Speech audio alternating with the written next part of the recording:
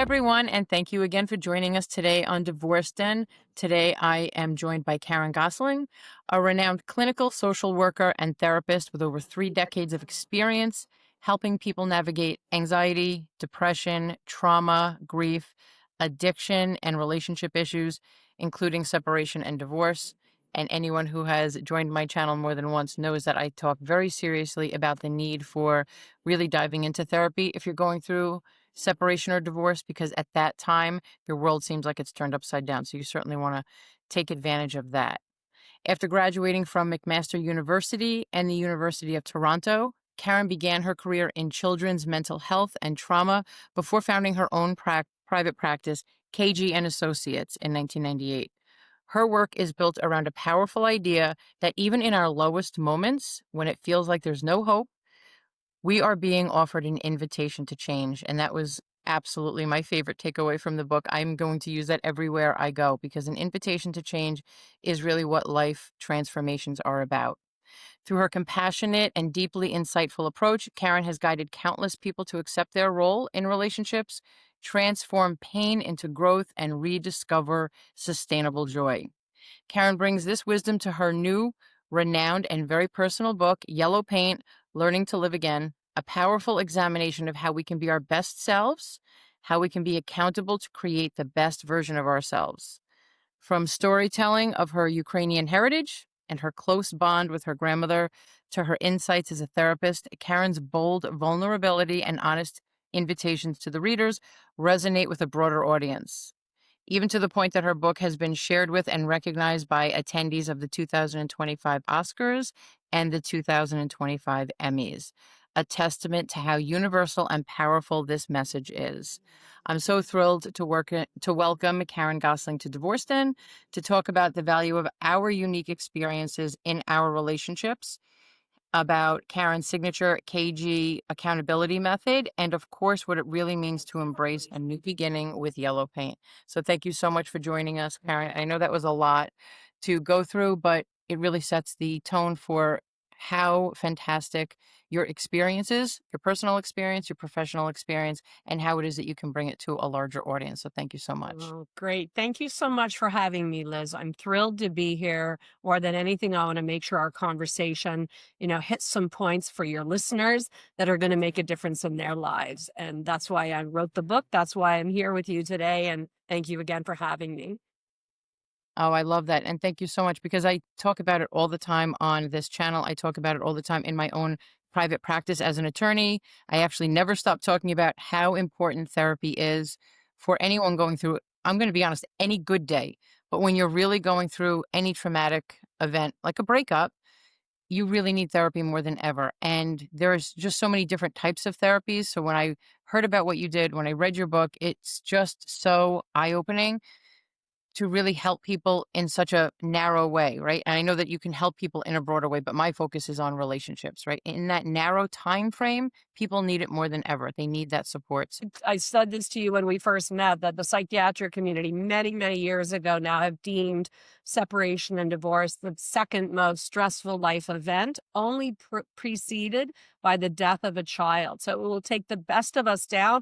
We can be smart, we can be high functioning, we can be successful people, but the major loss of our primary relationship can cause a whole myriad of symptoms that, although we try to figure it out, we can easily get stuck. Yeah, and that is absolutely so true. And I see it all the time. Again, as a divorce attorney, people are distraught, completely and utterly distraught about the breakdown of their relationship. Just like you said, just the way they grieve the loss of a loved one. I didn't know that it was just children, because I mean, think about losing a child, how That's distressful right. that would be. That's right. That's right. Death Yeah. of a So spouse, death of a spouse. These are generalizations, by the way, but technically or generally speaking, death of a spouse is easier to manage than a divorce because it's like a living loss. The person is still yeah. alive, but for whatever reason, whether you decided or they did, or it was combined decision making, the living loss of that person is out there, but it just couldn't work, didn't work. And that is generally speaking more painful than losing a relationship or a partner in a relationship through death. Yeah, and it's almost, especially if you have children, you have to continue that relationship with them, even if it's in a different and limited way. And then there's so much more to it, like the extended family or family events or those kind of things. So the death of someone almost puts a finite end to it, whereas a divorce is a different type of ending. That's So, right. That's right. y- Parents going through divorce, it's a whole other, ball game, so to speak, in terms of how you are going to co-parent, how not to alienate the parent by weaponizing your grief against them through the children. Yes, dealing with new step parents and blended family. The blended family, actually, they say, is the most fragile type of family to succeed, usually due to ungrounded grief and loyalty binds, and that can make it a very fragile family setting. mhm. Divorces, as you probably know, in your with the work that you're doing, the subsequent families, second marriages, third marriages are increasingly less likely to succeed. And in my opinion, from the folks that I see, a lot of that rests with grief and loyalty. Yeah, and maybe not having had the ability or the, chance to actually work through it, right? That's Work through right. that grief, That's work right. through the actual hard work that has to be done in order to make that next relationship more successful and not repeat the patterns that we have That's done right. in the past. That's right. Yeah. Ungrounded grief, which is the term I use with the clients I work with, ungrounded grief not only feels bad, whether we're stuck with blame or shame, but the likelihood that we're going to repeat that broken or negative, unfulfilling relationship pattern in our next relationship is higher. So the consequences, the negative consequences to ungrounding the grief is multiple.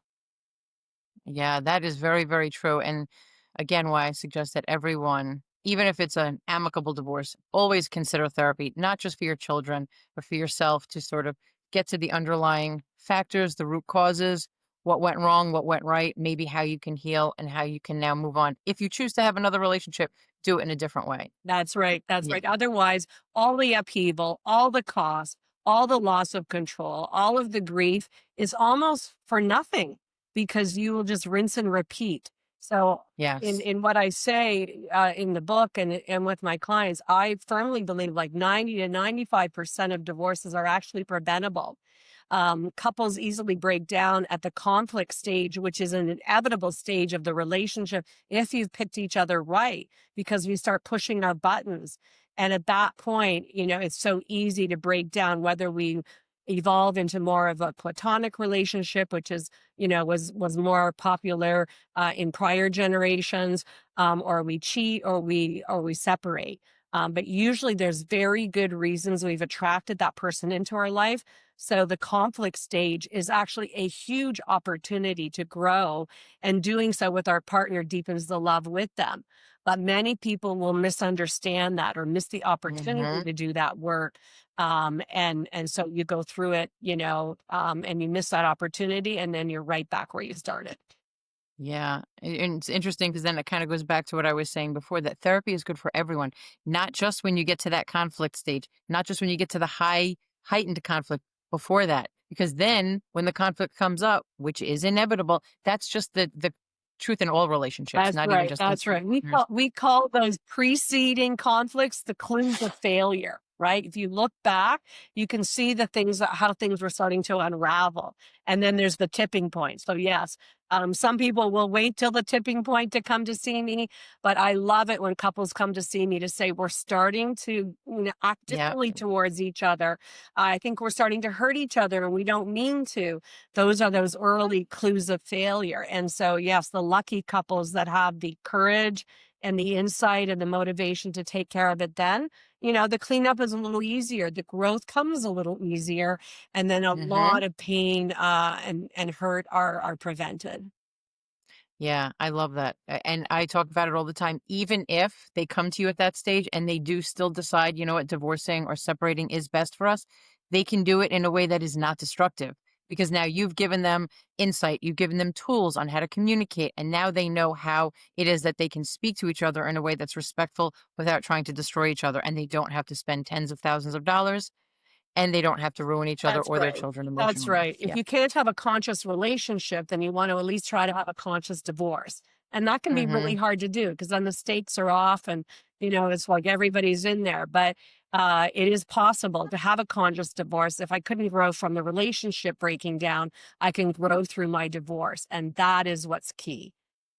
Right. Yeah. No, I agree. And I thank you so much for that insight. And I really hope that people take that away from this more than anything is that it's not just about whether you stay together or you divorce or separate, especially for your children. It's about how it is that you communicate, how it is that the two of you can problem solve. You're teaching your children and you're teaching your extended family, even how it is that they can start to behave toward you, that how they can react to you if the two of you can, as much as possible, do this conscious uncoupling. So thank you. Absolutely. Yeah, that's right. Yeah. That's a good term too. Conscious uncoupling. Yeah. Mhm. hmm So one of the parts of your books that I love is how your book Yellow Paint is how you intertwined and wove in through the entire experience your heritage, your family, not only your personal experience as far as your divorce and raising your daughter on your own, but also your ancestry and how that really created um, that narrative really created your strength,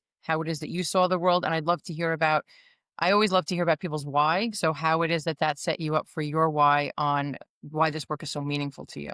Right. Well, thank you for that question. I did lay this groundwork out, beginning in chapter 2 through chapter 4 about why am I doing the work that I'm doing? How is it that I'm doing the work the way I am doing it? And what does it all mean? And so there's three really key pieces. The first one, yes, my Ukrainian heritage. When I was interviewing my family members for the book, and I started playing around with a bit of a formulation that we would be about the strong, courageous women in our family. And as I'm interviewing the Ukrainian side of my family, what became apparent during the interviews was that I was more like my grandfather on my Ukrainian side than my grandmother. And that was all about his keen vision. He arrived in Canada in the 30s with nothing. As I said, my Baba kind of stepped into a mud puddle when back in the Ukraine, it was about coming to Canada for the land of golden sidewalks. So he started with nothing. And by the time he died, you know, 50 years later, the onion farm, had become a huge business move and very successful enterprise. But it was through his keen vision, his hard work, his hmm keen attention to timing. And when I put that all together, I thought that is why I work the way I do with clients because we always have a clear vision. I'm always looking at the delicate timing of different interventions with clients. And then, yes, a lot of hard work where we roll up our sleeves and not just have conversations that feel good for a couple of hours, but are actually going to lead to something specific when you wake up tomorrow morning. And so my dad was like, yeah, that was your Gigi all the way. So it just shone a light a bit on some of those key elements that I knew were working in my own life and were working in my clients' lives and are illustrated throughout the book. The second part is on the other side of my family. I had this grandmother that just oozed love. And there's some personal information in the book about her losses, her own experiences with grief. I was kind of like the daughter that she never had. And she hmm just showered me with so much unconditional love that honestly filled my heart. And in some ways, was missing a little bit in my own nuclear family. They loved me, they were dedicated, but she brought forth the warmth and the nurturance and the compassion that I was really needing in my life. So there's a great chapter in the book called Bubbles and Giggles, all about my grandmother on my father's side. And she helped me believe in myself, right? And when I work with clients and we look at our healthy self or our wounded self, a lot of the time our healthy selves come from these experiences of unconditional love. And that can really carry us through a lot of our pain in our lives. And the third element really was about the family I grew up in, because although they were hard workers, my mom was Ukrainian, my dad, although not Ukrainian, came from a heritage of farming as well, and then had that unconditional loving mother that she seemed to show more to me than anyone else, I think. But the family was very disciplined. I had strict parents. They worked hard, and I was looking for something more. And I was looking for more authentic, deep, intense conversation. Like from a really young age, Liz, I was like 14 and I'm like, starting to think about what I wanted to do for my career. And I'm like, I really want to make sure that whatever I'm doing, that I'm talking to people about real stuff. I have a kind of pet peeve around chit chat. So the third element was this deep yearning for meaningful conversations. So between the vision and the hard work and the timing and believing in myself and then yearning for those deep conversations, when we pulled all that together, it's like no wonder I knew at 14 what I wanted to do. And honestly, I just threw myself into every volunteer position I could, learned everything I could, and then got the education and experience behind me. Oh, I love that. And I will say, when I read that chapter, Bubbles and Giggles, and listening to it, I felt it, like you feel it immediately when you read it. And I'd never had a grandparent in my life. Yeah. Both of my parents were only children, so I only Oh, had. And when my father met my mother, his parents had already passed, and oh, my wow. mother only had her father living, and he was in. My mother was also an immigrant from England, so I had no grandparents. So when I read that, Mm. I teared up. I mean, to have a grandmother who thought of you that way, and your connection to her and the way you honor her, the way you write, was just really, really powerful. And I love it. I love that Yeah, you honored people her that yeah, way. people seem to really love that chapter. I suppose like how I described in detail her home and the things that we did together. That Oh is yeah. that is frequently people are telling me that's their favorite chapter. And in the audiobook, Hmm. when we put the music to it, it's that "You Are My Sunshine" was the lyric that I dropped that chapter in with. So we've got that music behind us, and it just honestly, it just sweetens it even more, that chapter. Yeah, it's absolutely wonderful. So, I mean, even just writing about your grandmother, about your experience, right? Your experience about your immediate family and not necessarily being that close to your brothers, all of it, it's so palpable and it's so real. And it's brought such insight to me. And I'm a professional. So I can imagine what it's going to do for people who are, feeling it and needing the therapy that you offer and needing the resources that you have. So, Thank you for what that. what was the turning point when you said, "You know what? I'm going to take all of these experiences, everything that happened with my extended family, my immediate family, and move it into writing and actually putting pen to paper and writing yellow paint." Right. I guess I get asked that a lot. So the truth is that I had kind of some general ideas of writing the book, and I think I had almost like written the first chapter in my brain like years ago because I just knew there was something compelling about what I had been through that would reflect back to the readers about their own experiences and invite them potentially, right? Invite them to live a better life like I am. But but the real specific impetus was when I sat down with my daughter about 5 years ago. And, she'd already always kinda known me to be, like, successful and ambitious and strong.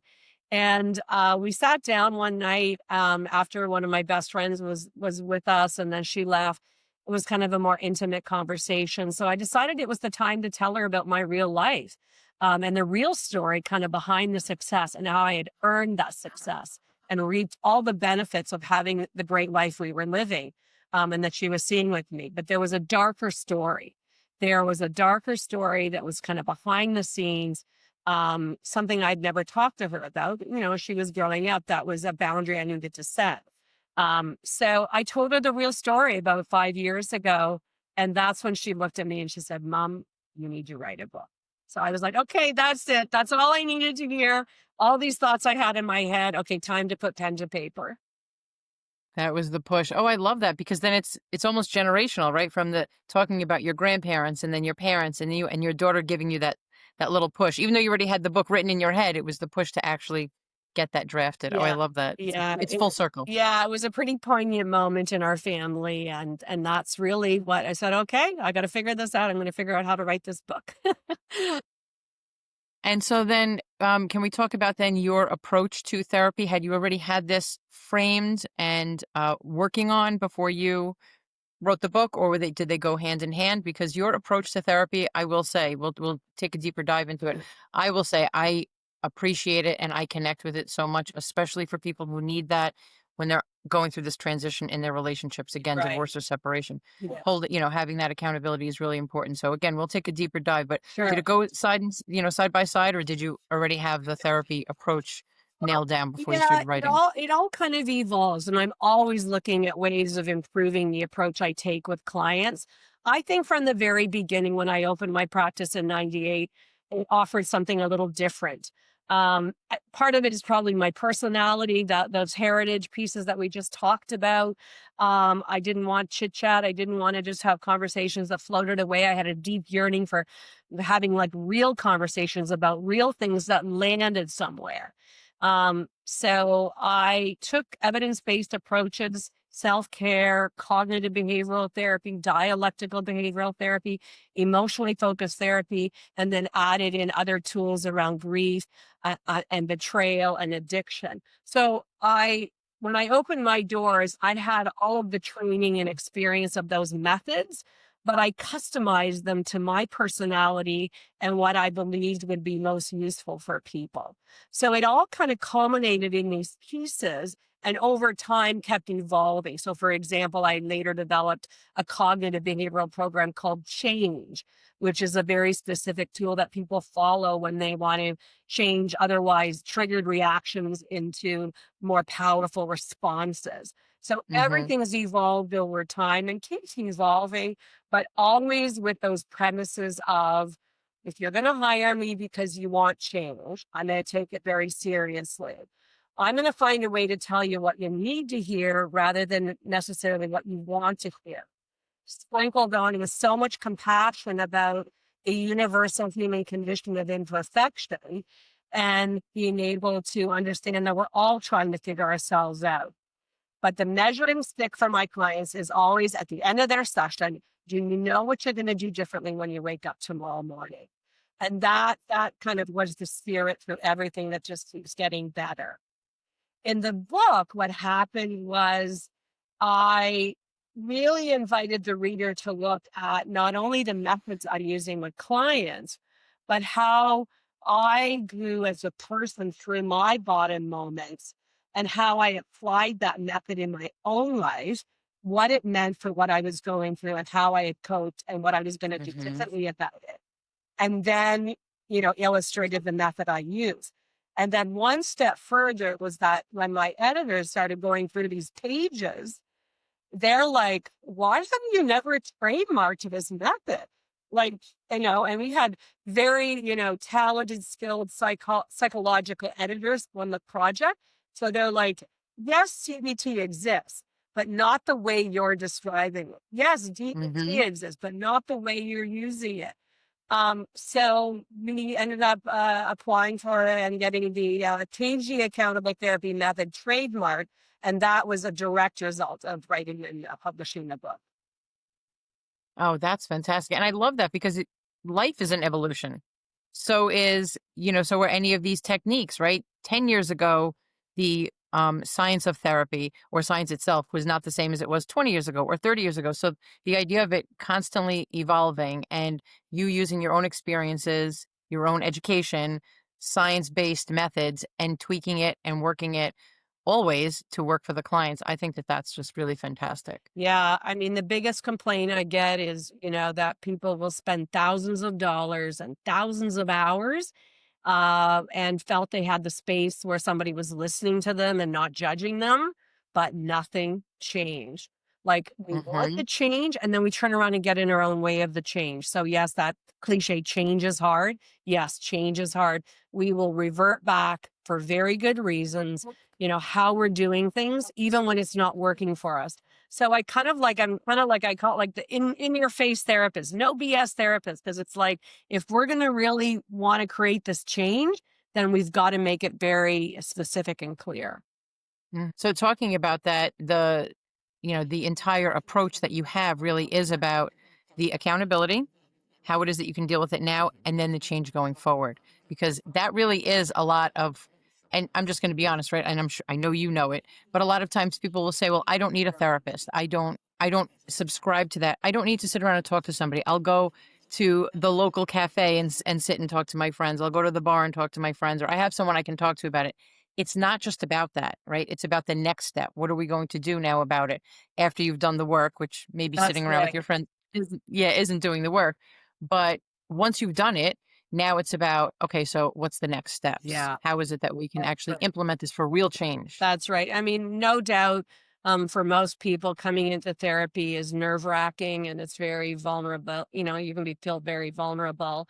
And it's about putting your internal experiences and feelings and thoughts into words. It makes it more real. And people are afraid. It's a common experience to be afraid. Like, people find a way to cope and survive, even when it's not working for them. It's familiar. It can give a false sense of control. And then to stop all of that and let the pain surface can create a lot of fear. So it's part of my job to create a very safe space and to always help clients work at the pace that they're comfortable with. But I do give a lot of nudges because it just becomes too comfortable the way we're coping. But that's my job. That's why people hire me. And it isn't, I want to add to the conversations they're having with friends where it lands in a clinical way to something that they're actually going to do differently. Friends can be incredibly supportive, and really good friends will be as honest with them as I am, right? Then it's about my clinical training that can get behind, what to do about that. Yeah, I think that's really great. And I wanted to ask you about the KG accountable therapy method, and I don't want you to go into too much about it, but you mentioned before change, and I think that's an acronym, right? The CHANGE. Do you want to just touch on that briefly? Because it's all so important. And Yeah. the more that we can learn about it and kind of keep it in the back of our minds, the more that maybe we can make these meaningful changes. Sure. So we have a lot of specific tools in the KG accountable therapy method. One of them is our cognitive restructuring program. It has 3 parts where we specifically track stressful situations that your reactions worked against you. And I collect all the information, and then I categorize and cluster all of that information. And the second step is to put it on our change program. The change is the acronym where we use the 6 letters in that word to spell out the steps to follow, where the C stands for cues, what our body, brain, and behavioral cues are that are telling us that we're actually in a triggered state. We can't change what we don't recognize. So the cues requires that self-awareness that we know where we are. That is why to do CBT, we can't be drinking, drugging, or delusional. But where there's addiction or where there's a need for medication, those need to get filtered out and addressed first. But that's the C. What are my cues telling me? The H, by that time, I wanted the program to spell the word change. And I had to think of an H word that meant take a break. So that's how I came up with honeymoon, because most of us, if not all of us, really can't shift gears in the heat of the moment when we're triggered. We will Mm-hmm. benefit from some time and space away. So that's the honeymoon. A is for adjustment, because until our brain is calmer, we cannot think differently. We can't force a clear, better thought. So as humans, we adjust either by discharging, soothing, or distracting our stress to bring that brain under a 6 out of 10 stress. The N in the word change stands for neutral thought or new thought. We have to be able to give ourselves a present, specific, factual thought about whatever circumstance is triggering us. And this is where the real spirit of CBT takes off. And I really help clients break it down to that specific thought and how to discipline their brain. So sometimes the saying I give is, do you own your brain or does your brain own you? Because when your brain owns you, it's going to rely on all this past trauma and pain and going to trick you into believing things that actually aren't true. The G is by far my favorite part of the change program. It stands for get honest about what you really want. And where the word really is capitalized, bolded, and underlined, our wounded self will tell us what we want. And Mm-hmm. usually what we want, which indulges a reaction, will actually get us farther away from what we really want.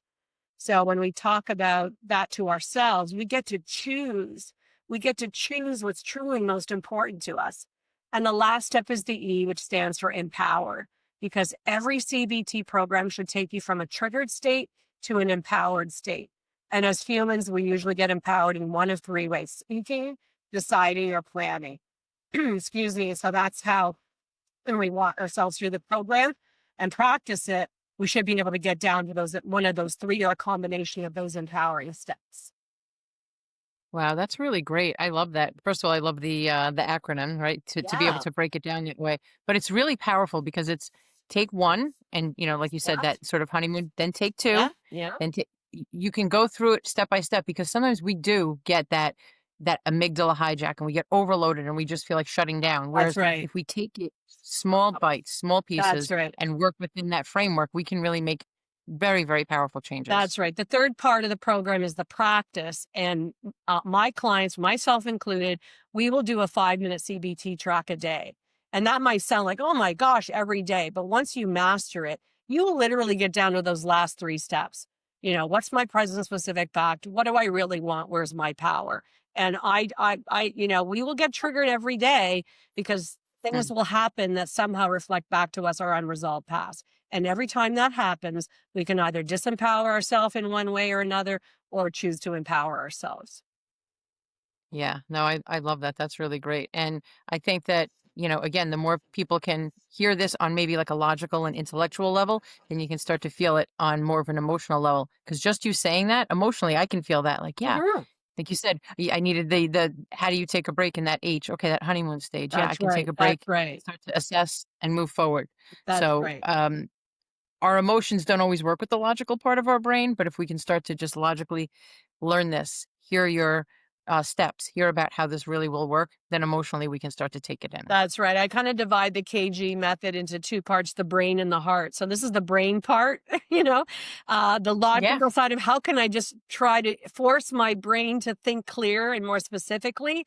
But the heart is all about, repairing the broken parts of our past. And the two work very well together, right? Because if we have, a mended heart with healthier blood, then our brain will function better. If our brain is thinking clear, then we usually it's a little easier for us to mend our broken heart and give ourselves a better lifeblood. So the general two parts of the program work very well together. Yeah. And I think the biggest rub there, because that's fantastic. That's a great point. The biggest rub sometimes for people is we feel like we need to have all of the answers now, today. I feel overwhelmed right now. I need the answers right now. That's not how life works, right? We never have the answers right now. But by knowing that they will align the head and the heart, just like you said, if we take it step by step, then it really will work. Yes, it does take time. There's baby Yeah. steps. There's clear baby steps to take. You want to keep trying to move in the right direction and then be curious. Be curious about how clear thinking helps you. Be curious about how we reframe our past and what specific steps to take about that to tap into that power of like where it all starts to work together. Yeah, I love that. So let's shift back to your book, the title Yellow Paint, which of course is just it's intriguing, right? And I'm wearing yellow in honor of the book because I'm so absolutely inspired by it. I've shared it with so many people already and I intend to continue to share it. Not only because just great storytelling and you write so well, but because it's so meaningful as to the work that you're doing and just from the beginning to the end kind of thinking about yellow paint without us giving exactly what that means. Let's talk about why it's so meaningful. Not only just why you wrote it, but the actual metaphor of the yellow paint, why it's so Right. meaningful for Yeah, people. it's very meaningful, right? And when I had those thoughts in my head years ago, I was like, yeah, it's going to be called yellow paint, That had a literal meaning for me when I hit rock bottom. Somebody was literally showing up at my house to paint a room yellow the next morning. That was the interruption and the hiccup I needed, and then all the work that I did after that. But what I really love is how it became more metaphorical meaning for the readers and listeners. So the real invitation to the reader is to find their own yellow paint moments, which really means you have choices when you go through extraordinarily painful experiences to indulge the pain and be towed under by them, be confused by them, wrestle with them, and we just get in our own way in a more dramatic way. But it's at that very same intersection of the past and present where we can actually grow. And, this isn't easy. Like, I'm not saying, hey, find your Hmm. yellow paint, you're good to go. In the book follows my 7 main negative Yep. experiences, painful experiences in my life. It took 7, despite all of my, intelligence and motivation and keenness, especially, in the field as well. but it took 7 big experiences. And so the book invites the readers to think about their own invitations to grow, their own painful experiences, and to create their own yellow moment where they find, like I did eventually, that space to take a little hiccup or interruption and then to invest in yourself. And of course, I'm illustrating how the KG accountable therapy then helps, because rather than indulging and drowning from the pain, we actually grow. And I said early on in this project, I said it would be great if it didn't have to get so messy. But as humans, we will gravitate to what's familiar when it's not working for us. So we Okay. need, continual reminders. And what I'll often say to people, well, if you don't take this opportunity now, don't worry about it. There's another one coming down the road that'll be, unfortunately, more painful and more serious. So it really is about that wake up that can happen at that intersection, to understand the meaning and what the common thread is between all of the painful experiences you're having. Because there will be a common theme based on where we've come from in our childhoods, that, the universe is just knocking at our door, and we will ignore it or defend it or argue with it or minimize it. We have all medicate it. We do all kinds of things. And I was lucky enough to wake up through the yellow paint interruption at my 7th. But the big invitation for the reader is, what is yours? How will you Mm-hmm. create your own yellow paint moment where you step out of the pain and be curious enough to figure out what it all means for you? Oh, I love that. And it's just like you said, it's just listening and being in tune with it because it's going to present itself. It's just a That's question of, right. will you embrace it? Will you acknowledge it? And will you embrace it and start to work toward making that change? That And right. something that you said that I think is so important. I mean, it's really vital because I have worked with so many professional women, people of, they are very high earners, they have advanced degrees. These are people who are intellectually very, very smart. And they think, what's wrong with me that I can't get over this, that I cannot reconcile this? You are a professional and you have your degree and you've been studying this for years and still Hmm. it took you a while to come to That's this right. realization and to actually open your eyes. It's nothing to be ashamed of. That's right. It is a common experience. The fact is that none of us have had perfect histories. Somewhere along the line, somebody left us, rejected us, shamed us, blamed us, took too much attention, over controlled us, made us feel unworthy. We lost trust in somebody, and to varying degrees, obviously, right? But Hmm. whatever we've been through will be what I call, will lead to the development of what I call a core wound. So whatever stage of development you're in when that breakage happened is extremely important, through different emotional developmental stages. So where the breakage or disruption happens, at what time in your life of what you're trying to develop into as an adult is disrupted, that's where that core wound will sit. And that theme of that, whether you ride the passive or the aggressive side of that wound, will evoke, provoke, contribute to some of these repetitive, painful experiences where Yeah. we come up against. Yeah, and that's such a great message because it doesn't matter, again, what your education level is. It's all about those experiences, what it is that you're taking with you that have emotionally created you and formed you and sort of conditioned you. That's right. And that's true. Yeah. And that's true of professionals and of Hollywood elite too. So That's I'm going right. to shift to your your fantastic achievement. You went to the Hollywood Oscars and you went to the Emmys this year and your book was shared by everyone there. So I'd love to just hear your experience not only being there but having this messaging, which again I cannot like understate enough how important it is to have it shared with so many people who hopefully will be spreading the word far and wide. That's right. Yeah, we were at the gifting lounges of both the Oscars and the Emmys this past year. We were thrilled to be there. We were thrilled to be invited there. It was amazing to be down there. I didn't really know what to expect in February when we were down in Los Angeles and in Hollywood. There's a really interesting buzz in Hollywood with mental health. People are Mm-hmm. obviously, have high values on their looks, on their appearances, on beauty, on healthcare products. And at the same time, they are so free and authentic to talk about mental health. And I just wasn't expecting that. Like, obviously, I know about the West Coast vibe and everything, but I forgot, or I guess I just didn't realize how my book, my yellow paper book, would fit into all of that. So it was energizing for me to have people that were just so open about their own and their loved ones' mental health issues and how the book could help them. So that was thrilling for me, to be part of that energy, especially after kind of having my head down writing the book for so long. And then so we released our hard sorry, our printed copy, our hardcover and paperback and Kindle versions in February. And then I worked with a voice coach in the late spring, so that I could narrate the audiobook. And that's what we were releasing at the Emmys in September. So that was just a couple of weeks ago. And people were like, "Oh, you're back. This is great. Like, we love your book." And I'm like, "Well, I've got something else for you."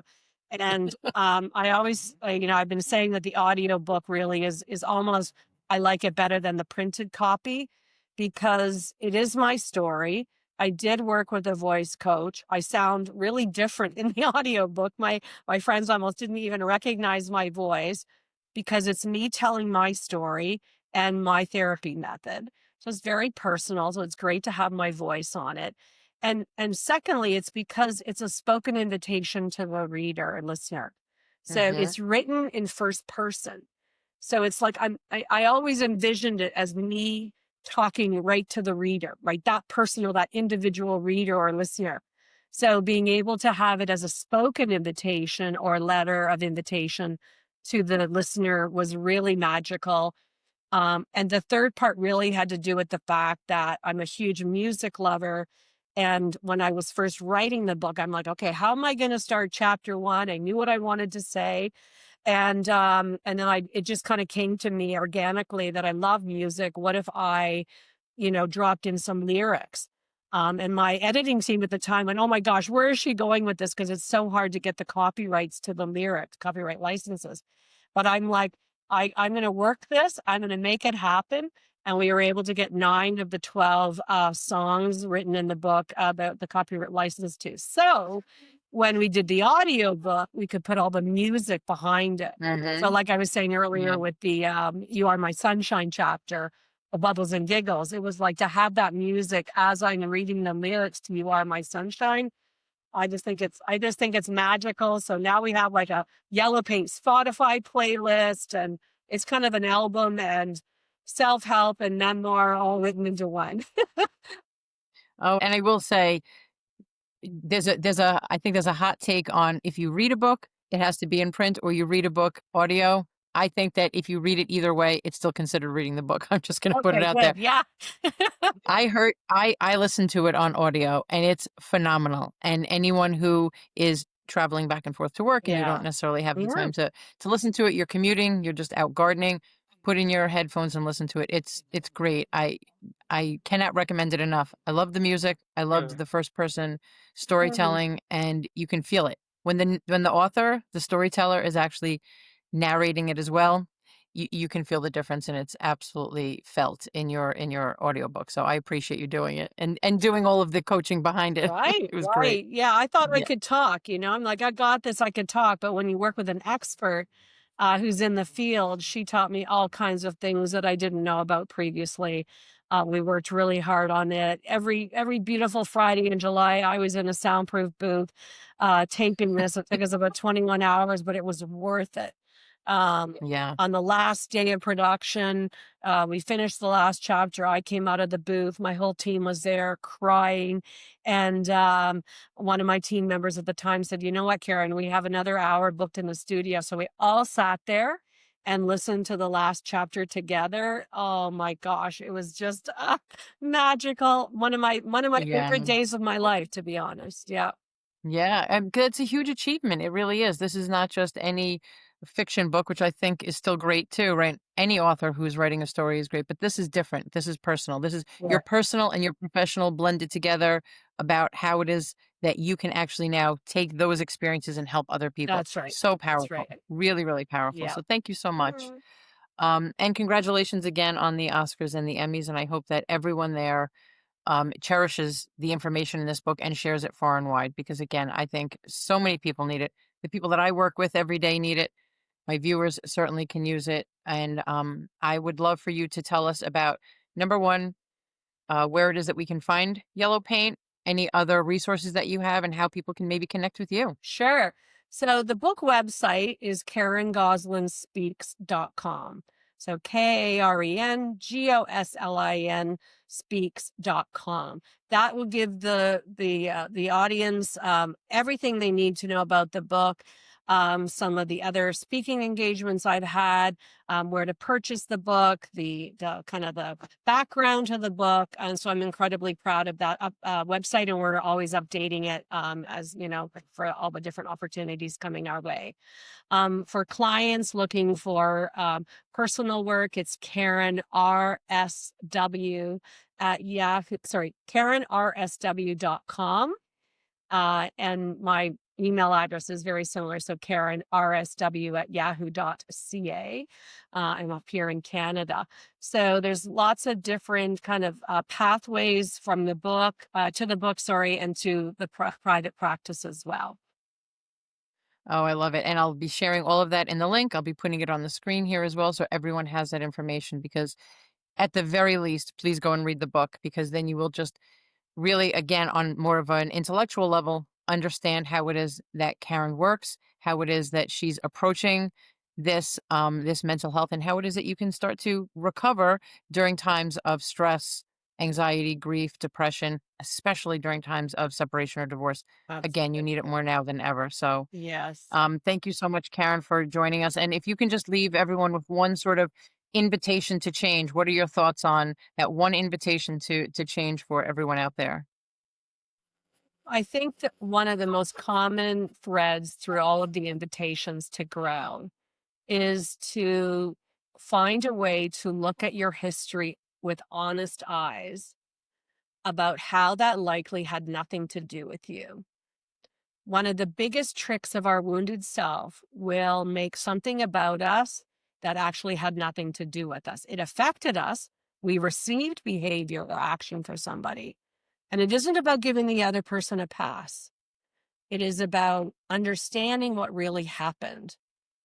We will be overwhelmed when pain happens, and we don't like dissonance. So we will make things fit in a way that makes it either too hard against ourselves or somebody else against us. And when you depersonalize what happened to you and realize that there's a bigger story, a better background to that story of how things led up to that point, we free ourselves. And it's not Mm. about even blaming others. It is just about accepting that in some ways they were in their imperfect self as well. But it is about getting out from under that, because that will literally eat us alive. That is really powerful because in the moment, everything feels so personal. It That's feels like right. it's about you. When if you can do that disconnect and see it through a different lens and know that maybe it's not about you, That's maybe right. it's about them, That's right. that's an excellent place to start. So thank you so much again for Yeah. your time, for your insight, and for that one invitation to change. And I want to thank everyone for watching today on Divorce Den. If you have any information that you want to, that you need clarification on, that you want to take a deeper dive into, anything that we talked about today, please reach out, leave a comment, and certainly check out all of Karen's resources. Definitely read her book. Everything will be linked below. And I encourage everyone here to get out, buy yellow paint, read it, and share it with anyone else that you know that might need it. So thank you so much for joining me, Oh, Karen. thank you so much for having me, Liz. I hope that's useful to your listeners. Yes, I hope so too. Everyone take advantage of it, please. Thank you. Take care.